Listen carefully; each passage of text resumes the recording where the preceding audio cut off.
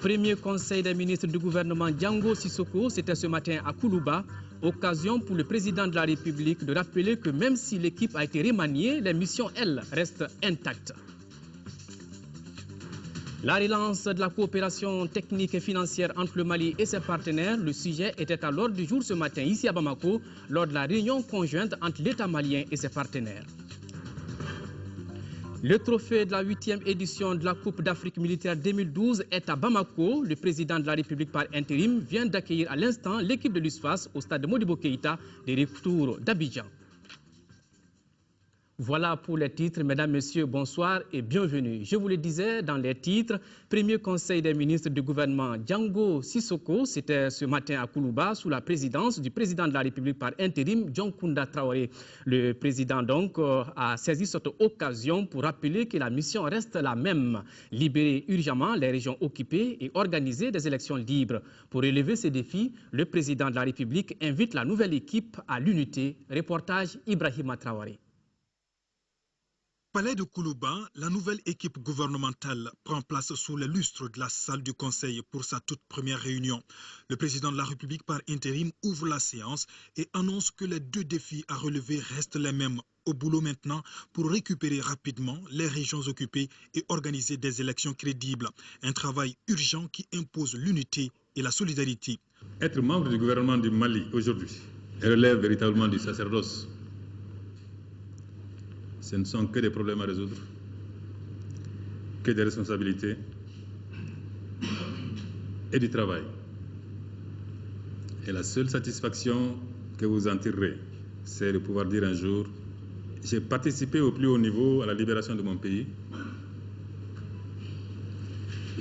J'ai participé au plus haut niveau à la préservation de la démocratie. Nous aurons besoin de beaucoup de créativité et d'esprit d'initiative.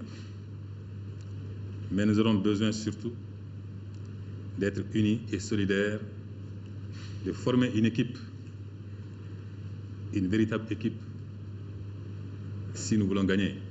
Le chef de l'État par intérim affirme attendre beaucoup de cette équipe ministérielle. Seul le Mali doit compter en ce moment si difficile de son histoire, a-t-il laissé entendre. Pendant cette période exaltante que nous allons vivre ensemble, nous devons oublier nos couleurs politiques respectives, nos appartenances corporatistes, ethniques ou religieuses, pour ne penser que vert, jaune, rouge, et pour cultiver la même foi et viser le même but. Le message du président Traoré n'est pas tombé dans l'oreille d'un sourd. Aussitôt, le Premier ministre lui a réitéré l'engagement de tout le gouvernement pour l'atteinte des objectifs de l'heure. Le Premier ministre et les ministres formeront avec le président de la République un duo. Et il n'y aura pas de duel entre le président de la République et le gouvernement que j'ai l'honneur de diriger. Et je voudrais l'assurer de notre engagement à l'aider le plus efficacement possible à remplir cette mission au nom du peuple malien. L'heure de l'action semble sonner avec le gouvernement Django Sissoko, une équipe qui entend œuvrer dans la foulée pour améliorer davantage le bien-être des citoyens. En clair, faire de la lutte contre la pauvreté et la cherté de la vie une priorité, tout comme la question de l'emploi des jeunes. Pour ce premier conseil des ministres, au niveau des services du protocole et de la sécurité, tout était mis en place pour accueillir cette nouvelle équipe à Koulouba. Anciens et nouveaux s'y sont retrouvés avec en tête le président de la République par intérim. Une ambiance que nous décrit ici Sidiki Dambélé qui était dans les coulisses de Koulouba. Des verres à boire au pot de fleurs en passant par les chevalets, tout était parfaitement soigné ce mercredi au palais de Koulouba, avant l'arrivée de la nouvelle équipe gouvernementale. Le tout sous l'œil vigilant d'un important dispositif sécuritaire en alerte devant les balais de Mercedes noirs aux vitres teintées. À bord, des ministres dont certains découvrent pour la première fois la salle du Conseil des ministres et mesurent déjà l'énormité de la tâche qui les attend. Que la paix revienne dans notre pays et que nous organisons des élections les plus rapidement possible, des élections crédibles et acceptées par tout le monde. Comment imaginez-vous cette salle déjà, la mythique salle de Conseil des ministres? Honnêtement, je n'ai aucune idée. Les défis, c'est connu par tous les Maliens. C'est les élections, c'est la libération du Nord. C'est l'émotion. Je ne peux dire que ça, je suis ému. Comment imaginez-vous déjà la salle de Conseil des ministres? Bon, comme je l'ai vu plusieurs fois à la télé, je crois que je la trouverai comme je l'ai vu, je la vois tout le temps à la télé. Pour d'autres ministres déjà plongés dans les dossiers, c'est la continuité. L'équipe est certes remaniée, mais les défis restent les mêmes. Nous qui avons été reconduits et les nouveaux, nous sommes tous très engagés pour le Mali, et puis le Mali est en marche. On gagne ensemble et on perd ensemble, donc c'est toute l'équipe qui est en marche. L'équipe est au grand complet dans la salle et c'est parti pour les travaux qui vont durer 1h49 loin des caméras. Heureusement qu'il y a là un porte-parole bien dans son rôle. Je disais un seul mot, dit que nous avons pleinement conscience du défi que nous avons à relever. Mais je le dis, je le précise, quel que soit le défi, il faut des hommes pour les relever. Ici, l'on est tous convaincus qu'il n'y a plus de temps à perdre et qu'il faut engager une course de fond contre la montre. Les urgences n'attendent pas. La course a déjà commencé. Le Conseil des ministres s'est réuni en session ordinaire ce mercredi 19 décembre 2012 dans la salle de délibération au palais de Koulouba sous la présidence du président de la République par intérim, le professeur John Kounda Traoré. Après examen des points inscrits à l'ordre du jour, le Conseil a adopté des projets de texte et entendu une communication. Bonsoir Ibrahima Djombele. Bonsoir Amadou Sankaré. Avec vous, le contenu de ce communiqué. Tout à fait. Mesdames et messieurs, bonsoir. Tout d'abord, au chapitre des mesures législatives. Sur présentation du ministre du Travail, de la fonction publique et des relations avec les institutions, le Conseil des ministres a adopté un projet de loi portant modification de la loi du 16 décembre 2002 portant statut général des fonctionnaires modifié par la loi du 6 mai 2006. Le présent projet de loi s'inscrit dans le cadre de la mise en œuvre de l'un des points de l'accord signé entre le gouvernement et ses partenaires sociaux en octobre 2011. Il introduit une modification de la grille indiciaire de traitement des fonctionnaires régie par la loi numéro 0253 du 16 décembre 2002 portant statut général des fonctionnaires. Cette modification a pour but d'augmenter les indices dans toutes les catégories et dans toutes les classes et de corriger les disparités et incohérences entre les pas des échelons dans la même classe ou lors du passage d'une classe à une autre.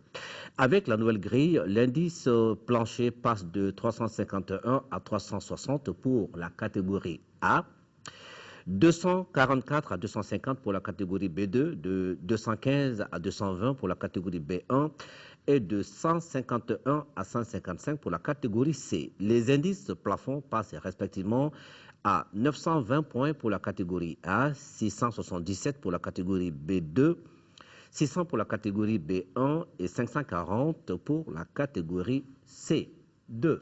Un projet de loi autorisant le gouvernement à prendre certaines mesures par ordonnance.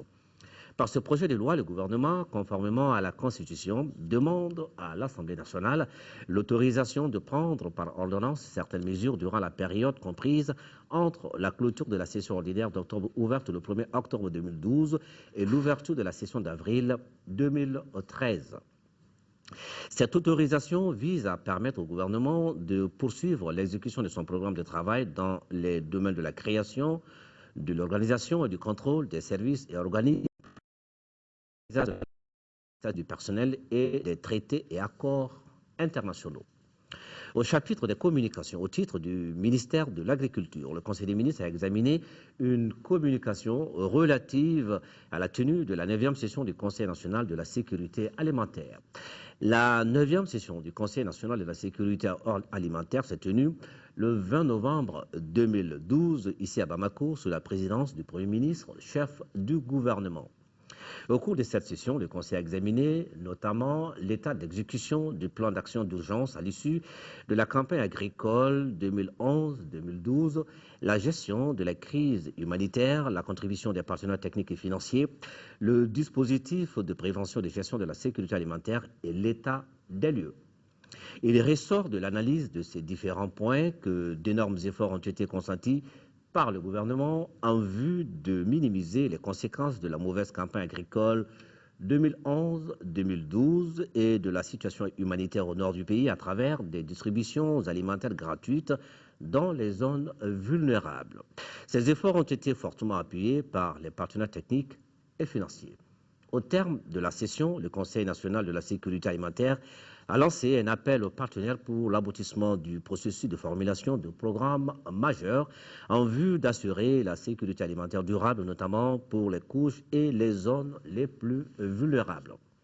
Il a formulé des recommandations dont la mise en œuvre à court et long terme devrait assurer l'accessibilité aux céréales pour les populations des zones vulnérables, l'opérationnalité du dispositif de gestion et de prévention des crises alimentaires après son épuisement total, l'approvisionnement correct des marchés céréaliers pendant la période de soudure par des ventes d'intervention. Voilà, Amadou Sankaré, ce qu'il faut les résidents du Conseil des ministres de ce mercredi. Merci Ibrahima Djambélé. Vous allez rester avec nous le temps de lancer cet élément. C'est désormais notre confrère Manga Dambélé qui a la lourde tâche d'être le porte-parole du gouvernement en sa qualité de ministre de la Communication. Ce journaliste très expérimenté occupait le poste de conseiller à la communication à l'ambassade de France à Paris. Son parcours, c'est avec Ibrahima Traoré.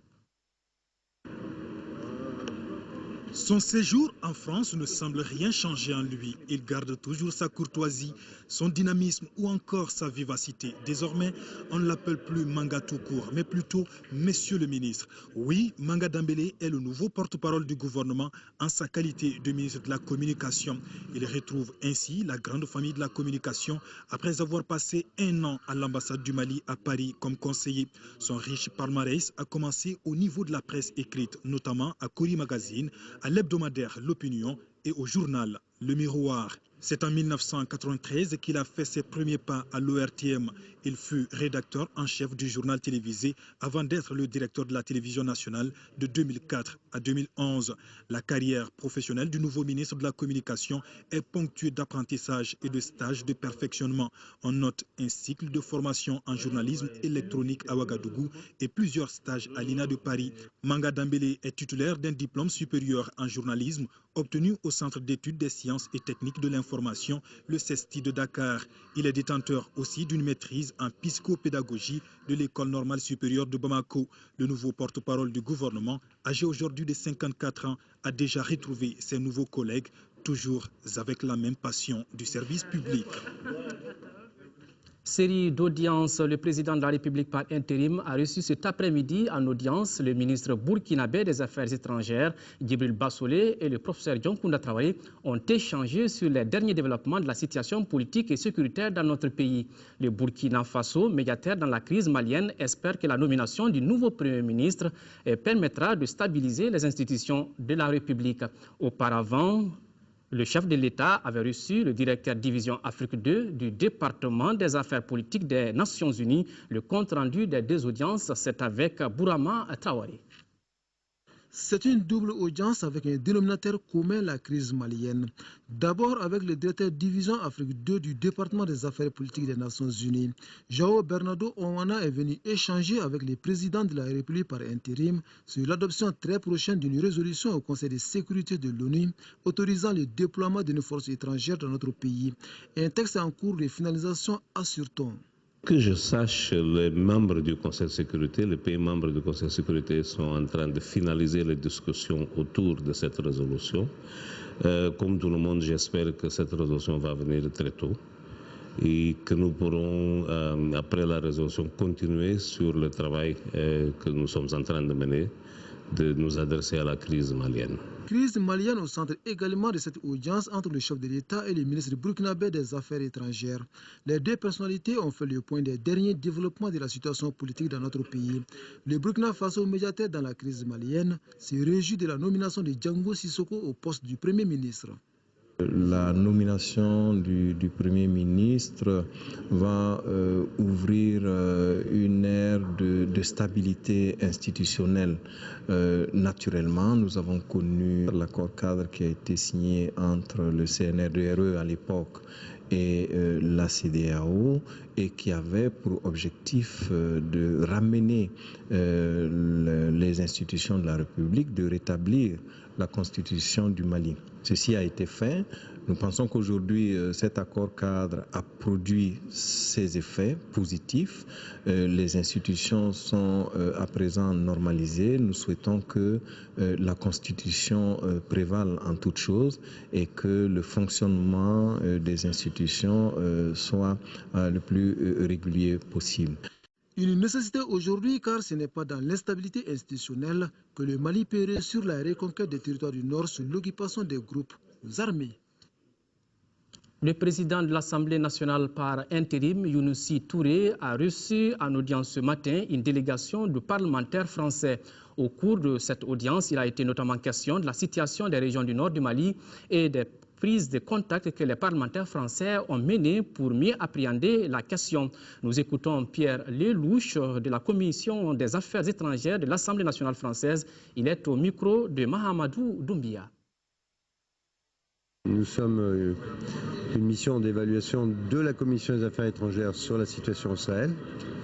Et c'était un contact avec nos homologues du Mali, le président de l'Assemblée, les présidents de la Commission des Affaires étrangères, du groupe d'amitié, des députés du Nord, pour évaluer la situation dans le Nord, pour évaluer le processus de gouvernance politique, les élections, la reconquête des régions du Nord, et d'écouter les élus maliens nous donner leur point de vue. Et de ce point de vue, c'était extrêmement intéressant pour nous et extrêmement utile. Selon vous, quelle est la solution qu'il faut? Est-ce le déploiement des armées ou est-ce le dialogue?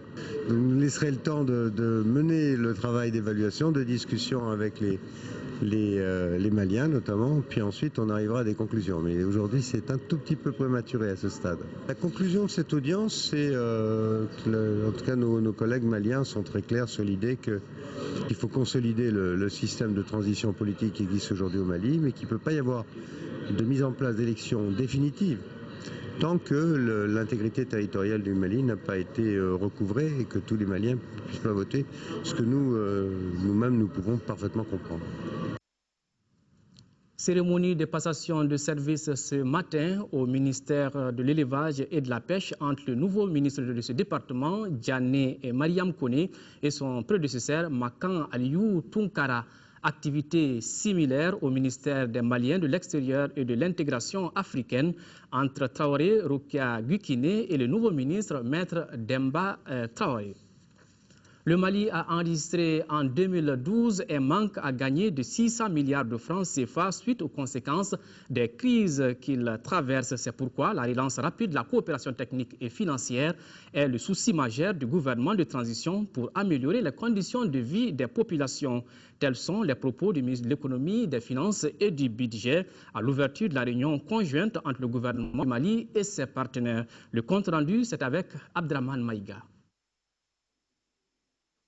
Cette réunion conjointe entre le gouvernement et les partenaires techniques et financiers se tient dans un contexte particulier marqué par les conséquences des crises politico-sécuritaires et la mauvaise campagne agricole de 2011.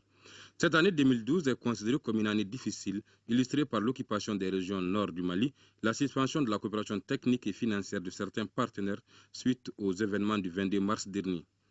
Ces différents événements ont privé notre pays de près de 600 milliards de francs CFA. Cette rencontre a pour objectif de promouvoir un dialogue approfondi, reflétant les enjeux de la transition, les préoccupations actuelles sur la gestion des finances publiques et les perspectives budgétaires à court terme. Ces chocs ont ébranlé les fondements de l'économie. Le taux de croissance du produit intérieur brut en 2012, qui avait été estimé à 5,6%, a finalement été moins 1,5% à nos estimations actuelles. Cette contraction du PIB s'explique par un recul généralisé des activités dans le secteur secondaire et du secteur tertiaire. Ces assises permettront également au gouvernement de faire une revue d'ensemble des préoccupations de notre pays. Par exemple, les orientations budgétaires axées sur les priorités de la transition pour la période 2012-2013, l'exécution à mi-parcours du budget 2012, la mobilisation des ressources de l'État et le système de contrôle des finances publiques. Tout comme les années précédentes, le cadre stratégique pour la croissance et la réduction de la pauvreté servira de référence pour les politiques économiques, financières et sectorielles mises en œuvre en 2012-2017, en se focalisant sur les objectifs de la transition et sur la feuille de route qui en découle. La rencontre a également été l'occasion pour le ministre de l'Économie, des Finances et du Budget d'expliquer à ses interlocuteurs les priorités du gouvernement de la transition, à savoir la relance rapide de l'appui des partenaires techniques et financiers. Parlons toujours de finances. Le Conseil national du crédit du Mali a tenu hier sa deuxième session au titre de l'année 2012. Au cours de cette rencontre, le Conseil, après examen de l'évolution récente de la situation du système bancaire au Mali, s'est préoccupé de l'impact de la situation sécuritaire du pays et de la crise institutionnelle sur le portefeuille des banques. Les membres du Conseil ont salué la poursuite des opérations d'injection de liquidités par la Banque centrale visant à mettre à la disposition du système bancaire des ressources nécessaires. Maîtriser le fonctionnement du site web dédié à la disposition de l'information relative à la passation des marchés publics, c'est l'objectif d'un atelier national organisé à l'intention des acteurs de la finance publique, des privés et des spécialistes de la passation des marchés publics. Compte rendu, Alfousseni Touré. Le système d'information régional des marchés publics de l'Union monétaire ouest-africaine vise une plus grande transparence dans la passation des marchés publics dans l'espace régional. Aussi, le site web créé à cet effet est de nos jours un instrument incontournable dans les stratégies d'information. Après les 7 autres pays membres de l'UEMOA, c'est au tour du Mali d'abriter son atelier national. On ne peut pas parler de système d'information au XXIe siècle sans parler d'une plateforme site web régional qui permettra donc à tous les États de publier les avis d'appel d'offres, de publier les avis d'attribution, de publier également les recours que les soumissionnaires seront amenés à introduire dans le cadre des marchés publics. L'UEMOA a procédé à la mise en place d'un nouvel ordre juridique de la commande publique, une disposition qui entre dans le cadre d'un vaste programme de réforme des marchés publics. Cette activité normative est en parfaite conformité avec les résultats de la déclaration de Paris du 2 mars 2005 relative à l'efficacité et à l'harmonisation de l'aide au développement, dont les indicateurs 2 et 5 visent respectivement à mettre en place dans les pays en développement un système national de passation des marchés qui adhère aux bonnes pratiques, généralement acceptées au plan international, et l'utilisation des systèmes nationaux de passation des marchés publics. Les acteurs de passation des marchés, les opérateurs privés et les cadres de la finance publique apprennent ainsi à mieux maîtriser cet outil qu'est le site web des marchés publics. Celui-ci contribuera fortement à la modernisation des systèmes de passation des marchés publics dans l'espace UEMOA. Plus de 200 infrastructures ont été réalisées dans plusieurs domaines dans 147 collectivités des régions de Tombouctou et Mopti par le projet Collectivité territoriale et développement local. Ce projet, qui arrive à terme, a duré 6 ans et a été financé par le Mali et ses partenaires à plus de 6 milliards de francs CFA. Compte rendu, Daouda Sidiki Diara. 6 ans après sa mise en œuvre, le projet Collectivité territoriale et développement local arrive à terme. L'heure est donc venue pour ce projet, le gouvernement malien et les partenaires financiers, de faire un regard rétrospectif sur les différentes réalisations dans les zones d'intervention du projet. Les infrastructures qui devaient être réalisées ont été faites. C'était des infrastructures dans les secteurs de base. À peu près 200 infrastructures ont été réalisées sur les zones de Mopti et Tombouctou. Les collectivités locales en sont en charge. Et pour aider les collectivités locales à continuer à pouvoir les exploiter, les entretenir, etc., on a ce système de suivi qui a été mis en place.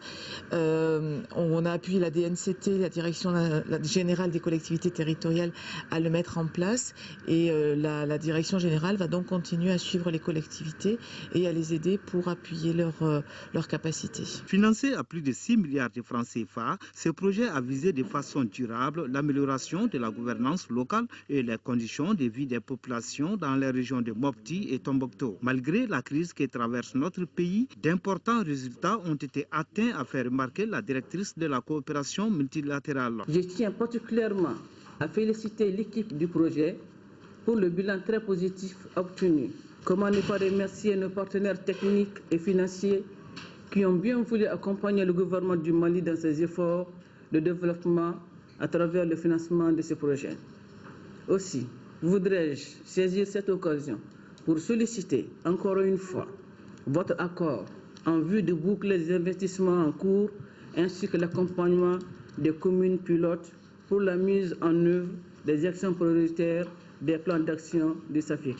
Ce projet couvre 147 collectivités territoriales, dont 116 dans la région de Mopti et 31 dans la région de Tombouctou. Il est né du partenariat entre le Mali, le PNUD, le Fonds d'équipement des Nations Unies, le Fonds belge de survie et l'Union européenne, ainsi que le Grand-Duché de Luxembourg. L'implication du genre dans le travail législatif durant la transition, le sujet était au cœur de 2 jours de travaux à l'Assemblée nationale. Les échanges portent sur les acquis et les obstacles liés à la protection des droits de la femme et des expériences internationales en matière d'intégration du genre, cas de la Côte d'Ivoire et du Sénégal. Ramata Konati. Députées, représentantes d'organisations et d'associations féminines et celles des confessions religieuses, tous ont répondu présents à cette rencontre sur le genre, une rencontre dominée par 3 communications. La première passera au peigne fin les acquis et les limites du Mali en matière de protection des droits de la femme. Quant à la seconde communication, elle édifiera les participants sur les expériences du Sénégal et de la Côte d'Ivoire en matière d'intégration du genre sur le plan législatif. Et la troisième, axée sur les instruments juridiques internationaux, fera l'état des obstacles juridiques et psychosociologiques dans le domaine de l'application de ces règles. La rencontre va également proposer des solutions pour une meilleure prise en compte de ces conventions dans le droit malien. En somme, les débats de 2 jours portent sur les contours du secteur, égalité des opportunités et des capacités entre hommes et femmes, une question importante aux yeux des députés. Elle présente à la fois un enjeu sociétal pour réduire les inégalités, les facteurs d'exclusion et assurer un développement humain équitable. Un enjeu démocratique, celui de l'égalité en droit et en dignité des hommes et des femmes, ainsi qu'un enjeu économique pour lever les entraves à la contribution économique des femmes et favoriser une croissance en faveur des populations pauvres et vulnérables. Il nous faut davantage réfléchir sur la question et dégager les voies et moyens susceptibles de nous permettre de mieux intégrer le genre dans le processus législatif de la transition. Cette transition doit être donc pour nous une opportunité pour renforcer l'égalité genre au Mali. Cette rencontre sur l'implication du genre durant la transition est initiée par le réseau des femmes parlementaires en collaboration avec l'Institut national démocratique et le Royaume du Danemark. Les canaux en faveur sont essentiels. La communauté sont arrivés à sécuriser la santé nutritionnelle des enfants. C'est les envoyés spéciaux Drissa Traoré et Adama Djimde. Sikasso est la 2e étape des journalistes pour la campagne médiatique en faveur des soins essentiels dans la communauté SEC. Sur place, ces derniers ont rencontré le comité local de coordination du district sanitaire de Sikasso. L'approche SEC a pour objectif d'améliorer la santé et l'état nutritionnel des nouveau-nés, des enfants moins de 5 ans à l'âge de payer.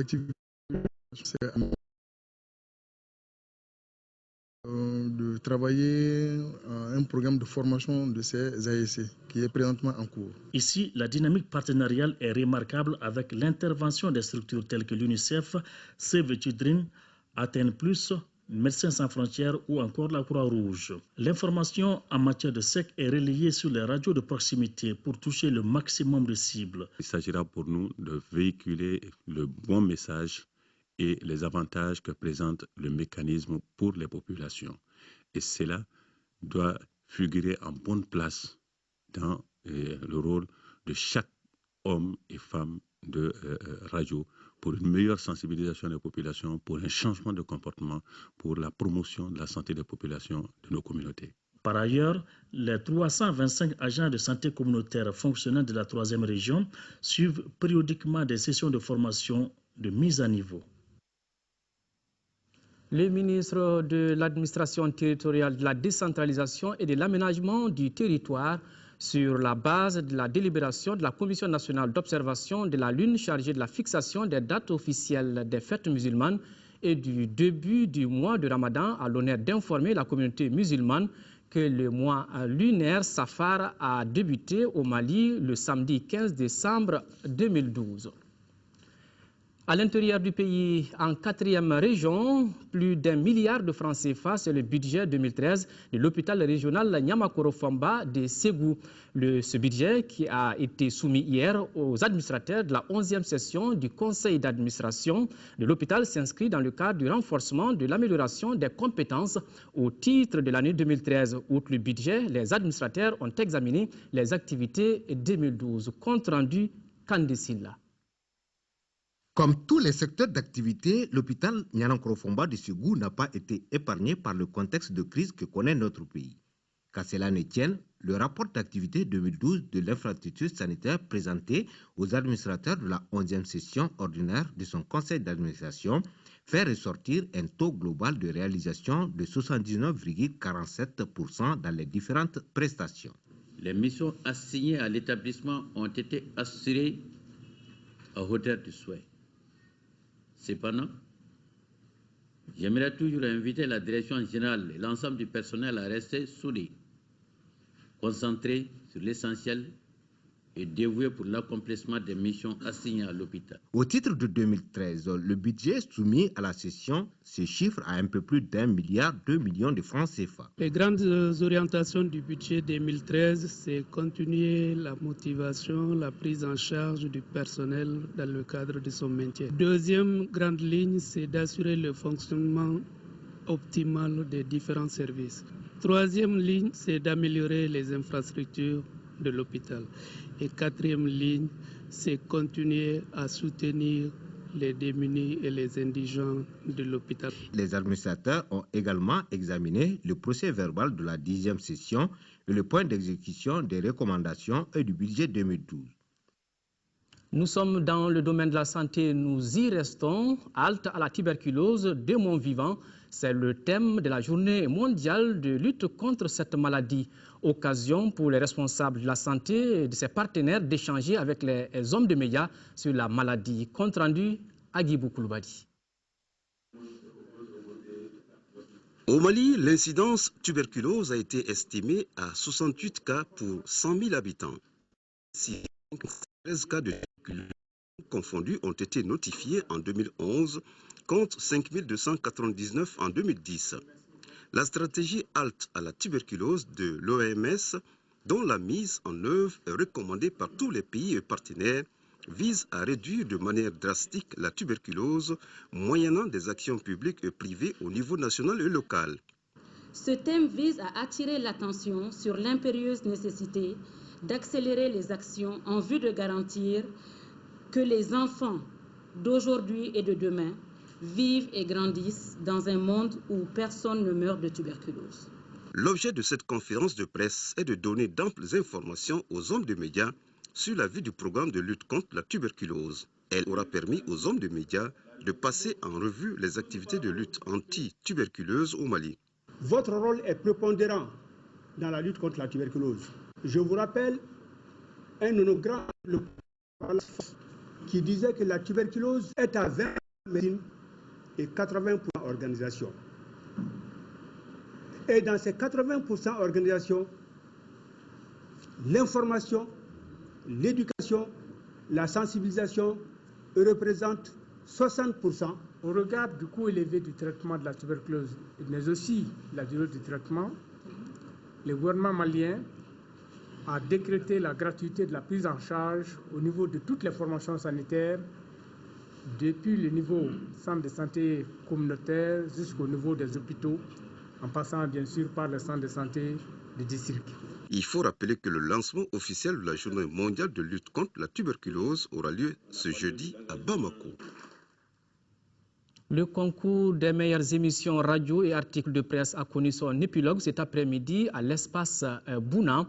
11 journalistes sur les 24 qui ont pris part à cette épreuve ont reçu des cadeaux composés d'ordinateurs, de téléphones portables et bien d'autres outils de travail. Le concours qui s'inscrivait dans le cadre des festivités de la Journée mondiale de la jeune fille célébrée le 11 octobre dernier vise à promouvoir les droits de l'enfant. C'était une initiative de l'ONG Plan Mali en partenariat avec la Fondation Orange Mali, compte rendu Agali Agissa. Au total, 24 journalistes ont participé à ce concours de meilleures émissions radio et articles de presse sur les violences faites aux filles. 11 dont 6 femmes et 5 hommes ont été primés et les 4 premiers, à savoir 2 dames et 2 hommes, ont reçu chacun un ordinateur portable. Kani Keita de la radio Clédou a remporté le prix de la meilleure émission radio et le prix du meilleur article de presse est revenu à Aïssata Foudé Samake du journal L'Indépendant. André Traoré de la radio Clédo et Abdoulaye Kone du journal Procès Verbal se sont distingués parmi les postulats masculins. Les autres lauréats du concours ont reçu des cadeaux composés de téléphones portables et de dictaphones. Les thèmes traités étaient centrés sur la faible scolarisation de la jeune fille, les droits de celle-ci et bien d'autres. Mon sujet était porté sur les violences faites aux filles, notamment l'excision, la prostitution, le travail forcé. Au cours de ce concours, j'ai fait beaucoup de recherches au niveau de l'APDF, au niveau du ministère de l'Éducation. Toutes les structures chargées de l'enfance, j'ai eu à collecter des informations afin de savoir quelles sont les violences faites aux filles. Cette initiative de l'ONG Plan Mali, soutenue par la Fondation Orange Mali, vise à promouvoir les droits au Mali à travers la presse. Les œuvres ainsi produites par les postulants du concours auront servi à informer et à sensibiliser la population sur les conséquences des violences faites aux filles, ainsi qu'à promouvoir leurs droits comme celui relatif à une éducation de qualité. Quant au ministre de la Communication, de quitter le département de la communication tout en invitant les initiateurs du concours à persévérer davantage pour un meilleur changement de comportement en faveur des droits de la jeune fille. En deuxième région, le cercle de Banamba a accueilli hier les travaux de la revue annuelle régionale du projet d'appui au développement communautaire PADEC.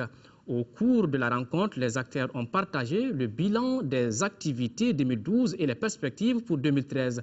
Le PADEC, qui intervient dans les cercles de Kolokani, Nara et Banamba, dans la région de Koulikoro, a investi au cours de ses activités plus de 6 milliards de francs CFA. Koulikoro, nous retrouvons Seydou Traoré. C'est pour partager le bilan des activités menées en 2012 avec les acteurs locaux et régionaux et projeter les perspectives pour 2013 que le projet d'appui au développement communautaire PADEC a organisé cette revue annuelle régionale à Banamba. Une revue au cours de laquelle l'équipe du PADEC a fait l'état des lieux des recommandations de 2011, expliqué en détail les micro-projets réalisés et les difficultés rencontrées sur le terrain. Au dit des acteurs du projet, le bilan est satisfaisant dans les 3 cercles d'intervention avec 118 micro-projets réalisés sur une prévision de 166. Le tout pour un investissement de plus de 6 milliards 650 millions de francs CFA. Je pense qu'on peut dire que le PADEC a fait du bon travail, étant donné que sur les prévisions qui avaient été faites en 2011, nous avons constaté que 3 cas, donc 75%, de ceux qui étaient prévus ont pu être réalisés. Tout au long de ce projet, malheureusement, va prendre l'année prochaine. Je pense que l'accent a été suffisamment sur la formation, le renforcement des capacités de nos populations.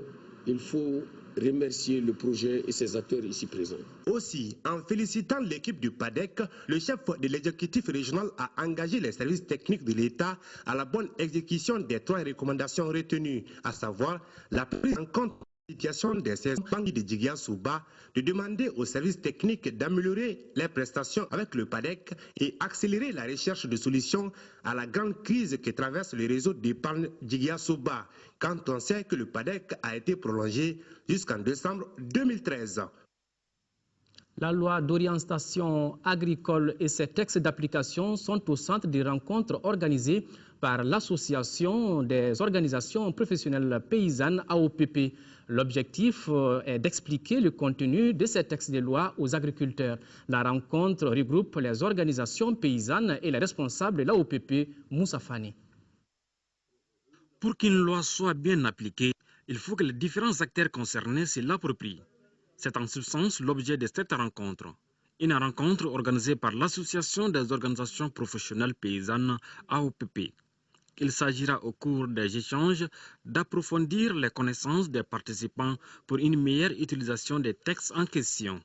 Le Mali a engagé un processus de mise en œuvre d'une loi d'orientation agricole qui ne sera opérationnalisée qu'à travers des textes d'application connus par les acteurs eux-mêmes et qui se l'approprient.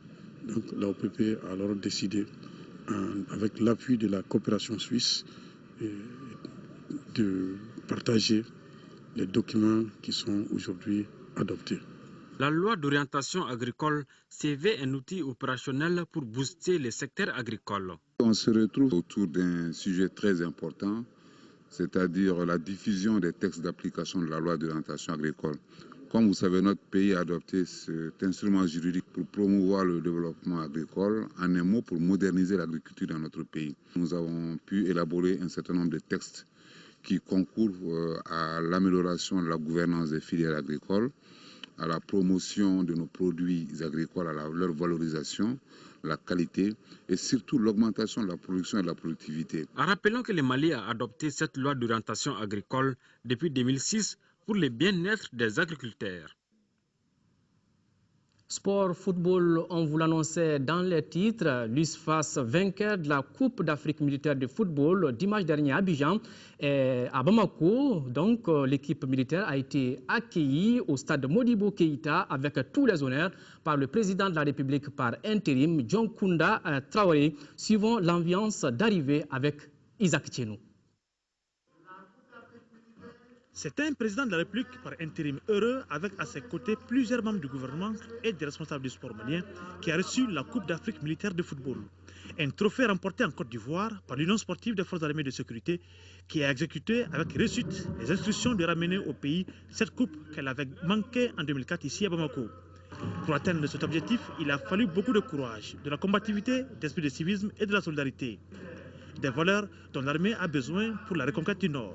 Les footballeurs de l'USFAS, par une bonne cohésion et une discipline rigoureuse, viennent de prouver une fois de plus que la force principale des armées se fonde sur des piliers constants, l'unité d'action, la confiance portée au chef et l'intérêt accordé aux subordonnés.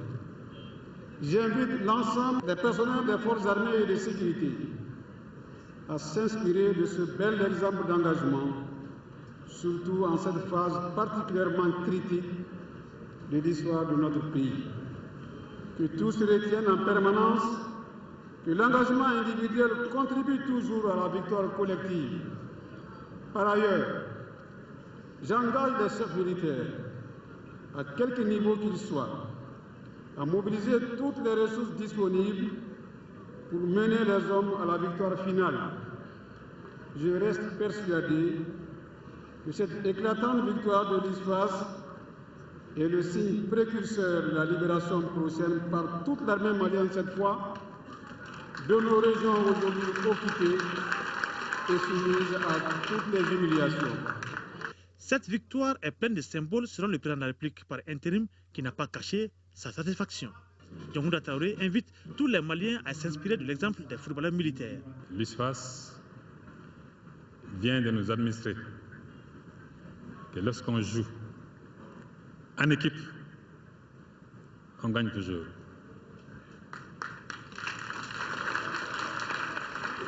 Symbolique,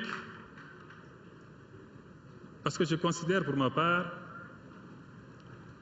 que cette victoire est un clin d'œil de la part du Tout-Puissant. Parce qu'elle vient justement de l'armée malienne. Et ces forces dont nous aurons besoin dans quelques semaines ou dans quelques mois, pour libérer le nord du Mali. Cette victoire est donc une victoire prémonitoire d'autres victoires plus grandes et plus éclatantes encore. C'est la raison pour laquelle, pour exprimer à nos joueurs de l'ISFAS, pour leur dire à quel point la patrie est fière d'eux, que j'ai décidé, en tant que chef suprême des armées, d'élever chacun des joueurs au grade supérieur. L'ISFAS, à titre de rappel, a remporté la 8e édition de la Coupe d'Afrique dotée du trophée Blaise Compaoré en Côte d'Ivoire en battant en finale le tenant du titre par 1-0.